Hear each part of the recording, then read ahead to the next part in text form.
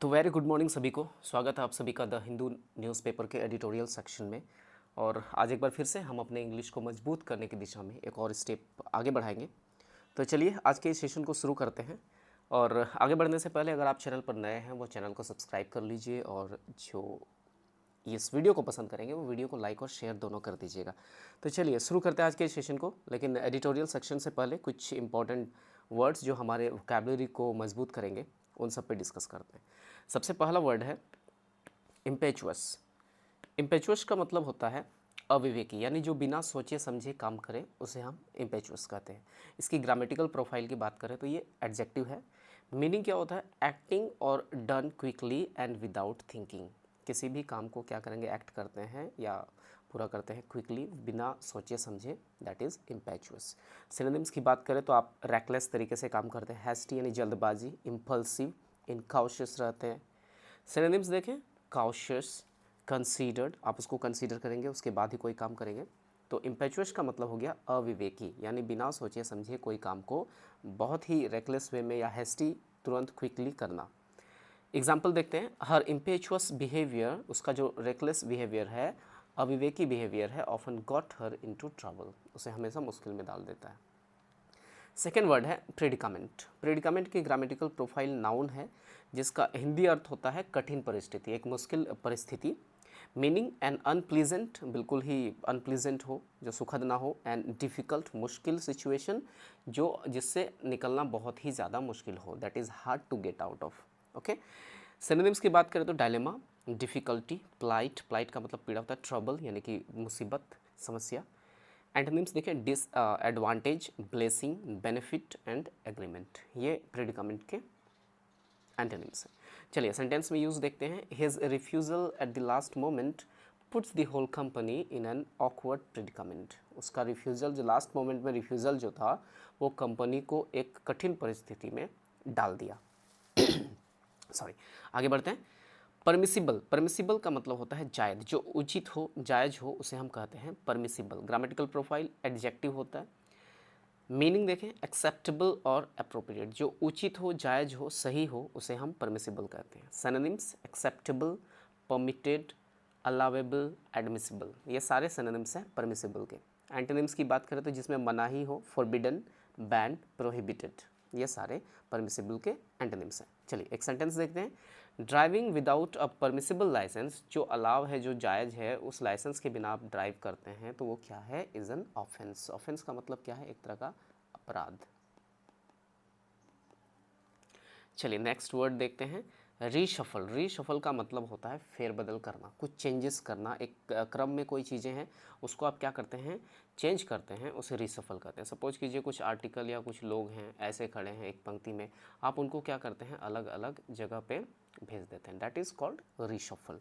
फेर बदल करना, जो मौजूदा सामान है या लोग हैं उसी में ही, उसे रीशफल। ग्रामेटिकल प्रोफाइल वर्ब है। Meaning to change the position, position को चेंज करना ऑफ पीपल और थिंग्स, लोगों के या फिर किसी वस्तुओं के, within a particular group, किसी पर्टिकुलर ग्रुप में ही चेंज करना।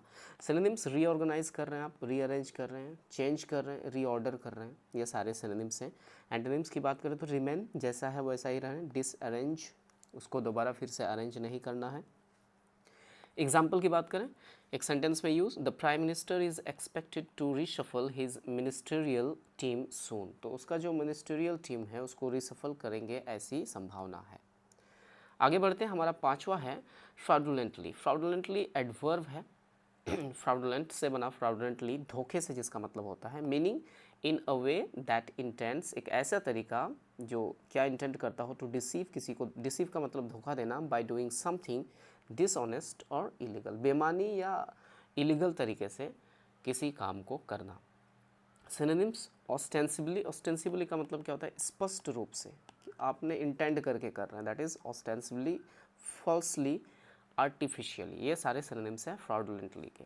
एंटोनिम्स की बात करें, लीगली, राइटफुली, सही तरीके से करते हैं, लॉफुली करते हैं, लेजिटिमेटली करते हैं। एक सेंटेंस में यूज़ देखते हैं, the money from his account, जो पैसे थे उसके अकाउंट से, हैज़ बीन विदड्रॉन, वो निकाल लिए गए हैं, फ्रॉडुलेंटली बाय समवन, किसी ने उसके पैसे धोखे से निकाल लिए हैं। चलिए आगे बढ़ते हैं और एडिटोरियल सेक्शन से एक आर्टिकल को डिस्कस करते हैं। टॉपिक है अ टॉरिड क्राइसिस। टॉरिड का मतलब क्या होता है? जो वेरी हॉट और ड्राई हो।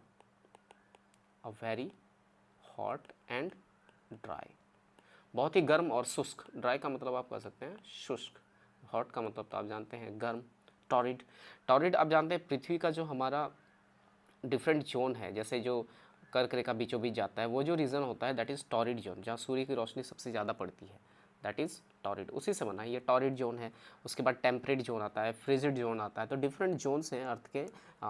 ये डिपेंड करता है कि सनलाइट जो है किस आधार पर पड़ता है, तो उसी से बना है। एक torrid crisis very hot and dry crisis है। क्राइसिस का मतलब क्या होता है, ग्रामेटिकल प्रोफाइल क्राइसिस की नाउन होती है, नोट कर सकते हैं आप। क्राइसिस का मतलब कर सकते हैं a time of great danger और डिफ़िकल्टी, एक बहुत ही डेंजर या डिफ़िकल्ट सिचुएशन होता है, एक ऐसा समय जो बहुत ही ज़्यादा डिफ़िकल्ट हो, दैट इज़ कॉल्ड क्राइसिस। आगे बढ़ते हैं। अ प्रोलॉन्ग्ड समर, प्रोलॉन्ग्ड का मतलब होता है लंबे समय तक रहने वाला, प्रोलॉन्ग्ड ये एडजेक्टिव है, ग्रामेटिकल प्रोफाइल इसकी एडजेक्टिव है। प्रोलॉन्ग्ड समर, लंबे समय तक जो समर चल रहा है, गर्मी का मौसम, शुड बी क्लासिफाइड, इसे क्या कर देना चाहिए, क्लासिफाइड करना चाहिए। क्लासिफाइड का मतलब वर्गीकृत करना, क्लासिफाइड का मतलब क्या हुआ, वर्गीकृत करना।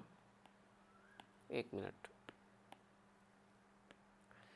क्लासिफाइड का मतलब वर्गीकृत करना एज ए नेचुरल डिज़ास्टर। अगर लंबे समय तक समर एग्जिस्ट कर रहा है कहीं पे, प्रोलॉन्ग है काफ़ी लंबे समय तक, प्रोलॉन्ग का मतलब लंबे समय तक, तो उसे नेचुरल डिज़ास्टर घोषित कर देना चाहिए था, इसको क्लासिफाई कर देना चाहिए। नेचुरल डिज़ास्टर मीन्स प्राकृतिक आपदा, डिजास्टर का मतलब आपदा, नेचुरल मीन्स प्राकृतिक। चलिए आगे बढ़ते हैं। नॉर्दर्न इंडिया, जो इंडिया का नॉर्दर्न पार्ट है, has been bearing the brunt, ये जो है किसका परिणाम भुगत रहा है, of longest stretch of heat waves in the last 15 years, पिछले 15 वर्ष, विगत 15 वर्षों में सबसे खराब या लंबा हीट वेव का परिणाम जो है नॉर्दर्न इंडिया इस समय भुगत रहा है। बियरिंग द ब्रंट ये एक ईडियम है जिसका मतलब होता है किसी चीज़ का परिणाम भुगतना, ये बियर द ब्रंट, ये जो है मूल रूप है इसका इडियम का, जिसका मतलब होता है किसी चीज़ का परिणाम भुगतना, किसी चीज़ का परिणाम भुगतना, bearing the Brunt. Okay, bear the Brunt कह सकते हैं। बियरिंग द ब्रंट ये किस चीज़ का परिणाम भुगत रहा है, हीट वेव का। विगत 15 वर्षों में पहली बार ऐसा हो रहा है कि लंबे समय तक, लंबे स्ट्रेच यानी जो फैला हुआ हो, लंबे समय तक चल रहा है। द मिनिमम डे टेम्परेचर, जो डे का मिनिमम टेम्परेचर है इन सम स्टेट, कुछ राज्यों में, हैव कंसिस्टेंटली, कंसिस्टेंटली बना है कंसिस्टेंट वर्ड से। कंसिस्टेंटली का मतलब क्या है, ये एक एडजेक्टिव है, एल वाई जुड़ा हुआ है इसलिए ये एडवर्ब है, और कंसिस्टेंट जो है वो एडजेक्टिव है। कंसिस्टेंट एडजेक्टिव से कंसिस्टेंटली एडवर्ब बनता है। तो कंसिस्टेंट का मतलब होता है एक जैसा हमेशा रहना, always having the same opinion या स्टैंडर्ड, उसी को कंसिस्टेंट कहते हैं। चलिए इसको इरेज कर देता हूँ ताकि आपको दूसरे जो वर्ड आएंगे उसके मीनिंग में लिख सकूँ। तो एक वर्ड हमारे पास आया कंसिस्टेंट, कंसिस्टेंट ये ग्रामेटिकल प्रोफाइल एडजेक्टिव है। इसी कंसिस्टेंट से क्या बना, कंसिस्टेंटली, कंसिस्टेंटली ये क्या है, एडवर्ब है। ओके, तो कंसिस्टेंटली का मतलब क्या होता है, एक सा होना, निरंतर कह सकते हैं, निरंतरता, एक जैसा होना, सेम बिहेवियर हो किसी चीज़ का, जब हमेशा सेम बिहेवियर हो, जो चेंज ना हो, दैट इज कॉल्ड कंसिस्टेंट। तो कुछ राज्यों में क्या है, जो डे का टेम्परेचर है वो कंसिस्टेंटली एकदम एक जैसा हमेशा रहा है, रिमेंड अबव 45 डिग्री सेंटीग्रेड, तो 45 डिग्री से ज़्यादा रहा है। And those in relatively cooler one, और ऐसे राज्य जो थोड़े से ठंडे प्रदेशों के काउंट में आते हैं, at least 3 to 6 degree centigrade above what is usual for this time of the year. और जो ठंडे प्रदेश हैं उनका टेम्परेचर भी उन राज्यों का टेम्परेचर भी क्या है, 3 से 6 डिग्री सेंटीग्रेड अबव ही रहा है। मतलब कह सकते हैं कि टेम्परेचर में चेंजेस हुए हैं, बढ़ोतरी हुई। इवन नाइट टेम्परेचर्स, जो रात के टेम्परेचर है यूजुअली कम होता है, वहाँ भी क्या देखने को मिला, हैव कंसिस्टेंटली, वहाँ भी निरंतरता हमें क्या देखने को मिली है, have 3 degree to 6 degree centigrade above normal. तो नॉर्मल से हमें 3 से 6 डिग्री ज़्यादा तापमान देखने को मिले। कंसिक्वेंस, कंसिक्वेंस का मतलब होता है परिणाम, रिजल्ट, किसी चीज़ का प्रत्यक्ष परिणाम। A consequence of near absence of moisture, एकदम इसके वजह से क्या हुआ, मॉइस्चर हमें नहीं देखने को मिल रहा है, एंड रेन, और ना ही बारिश के कोई आसार नज़र आ रहे हैं। टू एड टू दिस, अब इसमें क्या और मुसीबत जुड़ रही है, the monsoon has been sluggish, monsoon भी क्या हो गया, जो मानसून आ रहा था वो भी सुस्त पड़ गया है। स्लगिश का मतलब होता है सुस्त पड़ जाना, उसको नोट कीजिए आप यहाँ पर, स्लगिश। ग्रामेटिकल प्रोफाइल एडजेक्टिव होता है, हिंदी क्या होता है, सुस्त। सिनोनिम्स नोट कर सकते हैं, स्लो हो जाना, लेजी हो जाना, या फिर एक और बहुत ज़्यादा एग्जाम्स में आता है लेथार्जिक, इसका मतलब भी आलस होता है। सॉरी, चलिए आगे बढ़ते हैं। स्लगिश, तो मानसून जो है वो सुस्त पड़ गया है। After an early start, monsoon start हुआ, इसके बाद ये सुस्त पड़ गया है। The monsoon has stalled, stalled यानी कहीं फंस जाना, रुक जाना, स्टॉल से बना स्टॉल्ड, ग्रामेटिकल प्रोफाइल वर्ब है। सिंस जून 12, 12 जून से, एंड इज स्टक, स्टक का मतलब भी फंस जाना, इन सेंट्रल इंडिया, तो इंडिया का जो सेंट्रल रीजन है उस तरफ मानसून कहीं फंस गया है। बिफोर इट्स ऑनसेट, ऑनसेट का यानी प्रारंभ, इसकी शुरुआत, ऑनसेट का मतलब किसी चीज़ का शुरू होना या शुरुआत के दौर को। बिफोर इट्स ऑनसेट, मानसून के ऑनसेट में क्या हुआ, ओवर केरला, केरला से ही शुरू होता है। द इंडिया मेटेरोलॉजिकल डिपार्टमेंट, जो इंडिया की मेट डिपार्टमेंट है, जलवायु विभाग है, मौसम विभाग है, उसने क्या किया, हेड फोरकास्ट, फोरकास्ट का मतलब होता है पूर्वानुमान लगाना, पहले देखना, पूर्वानुमान को फोरकास्ट कहते हैं। The rainfall in June over India to be normal, तो इन्होंने क्या कहा था, जो हमारी मेट डिपार्टमेंट है, मेट्रोलॉजिकल डिपार्टमेंट को मेट भी कहते हैं शॉर्ट में, उन्होंने अनुमान लगाया था कि जून में जो मानसून होगा वो नॉर्मल होने वाला है। अब इन्होंने क्या किया, इट हैज़ नाउ अपडेटेड, अब इन्होंने अपना जो न्यूज़ है, जो फोरकास्ट है, उसको अपडेट किया है, that estimate to be below normal, इन्होंने कहा है कि जून में जो मानसून होगा वो बेलो नॉर्मल होगा, इन्होंने अपने स्टेटमेंट को अपडेट किया। और या फिर इन क्वांटिटेटिव टर्म्स, अगर क्वांटिटेटिव टर्म्स में देखें तो इन मिनिमम 8% शॉर्टफॉल, तो 8% शॉर्टफॉल, ये शॉर्टफॉल का मतलब कमी देखने को मिलेगी। जो पहले उन्होंने कहा था कि भाई नॉर्मल मानसून होने वाला है, फिर से उन्होंने अपडेट किया, जिस तरह की सिचुएशन अभी प्रिवेल्ड है उसको देख के कहा कि नहीं नॉर्मल मानसून होने वाली है, और क्वांटिटेटिव टर्म्स में देखें तो 8% कम रेनफॉल जो है पड़ने वाली है over the norths expected quantum of 16.69 centimetre, ये बारिश को मापने का एक तरीका है। तो इन्होंने कहा कि भाई बेलो नॉर्मल होने वाला है। दिस अपडेट, ये जो अभी अपडेट है, हावेवर इज़ नॉट यूजफुल, ये अपडेट बिल्कुल भी यूजफुल नहीं है। ऐसा क्यों है, as it does not give an insight, insight का मतलब कह सकते हैं आप एक तरह का दृष्टिकोण, एक तरह का पूर्वानुमान नहीं कहेंगे इसको, अंतर्दृष्टि आप कह सकते हैं, अंतर्दृष्टि, तो किसी भी तरह का अंतर्दृष्टि हमें नहीं देता है, इंसाइट नहीं देता है into the progress of the monsoon, कि मानसून कैसा बिहेव करने वाला है। ये अपडेट बिल्कुल भी यूज़फुल नहीं होने वाला, क्योंकि आने वाले समय में चेंजेस भी हो सकते हैं।